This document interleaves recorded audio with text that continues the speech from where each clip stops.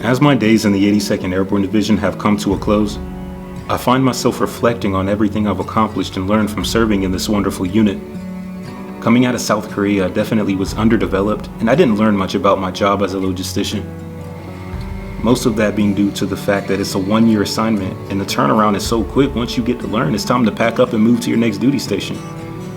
I chose Fort Bragg because what better place to become a better officer than America's Guard of Honor? Arriving here, I immediately pinned First Lieutenant, and then I sat on staff for almost a year begging for a platoon. I eventually got one after graduating Airborne school.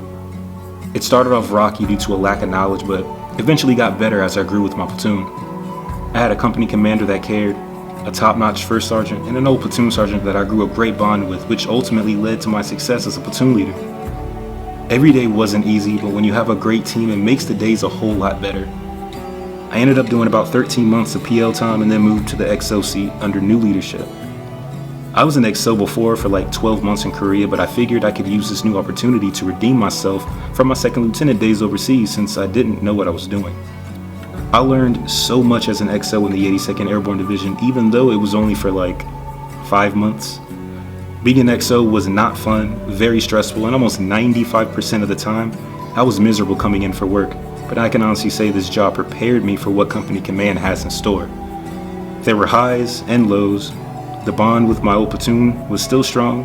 I proposed to my best friend, which was wonderful.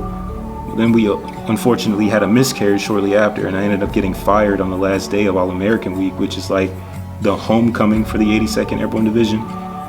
On top of that, I got a counseling statement pretty much saying how horrible of a job I did as the XO. I didn't take it too hard because I already knew I wasn't wanted there. The impact that had on those paratroopers told me the complete opposite of anything that was written on that counseling statement.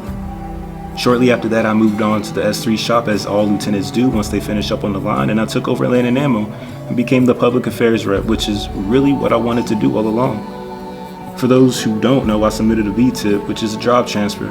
It was denied the first, so I submitted another one. With being a battalion public affairs rep, this allowed me to showcase my ability to do a job regardless of what an evaluation says.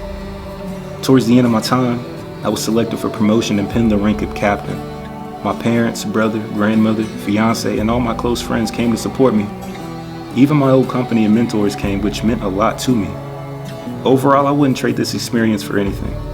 I learned a lot about myself, the Army, and about my leadership style. I end this chapter of my Army career with a small farewell to myself with my own farewell plaque. I did a damn good job. What's next for me? Currently I'm in Triple C, and after that, who knows? We'll see.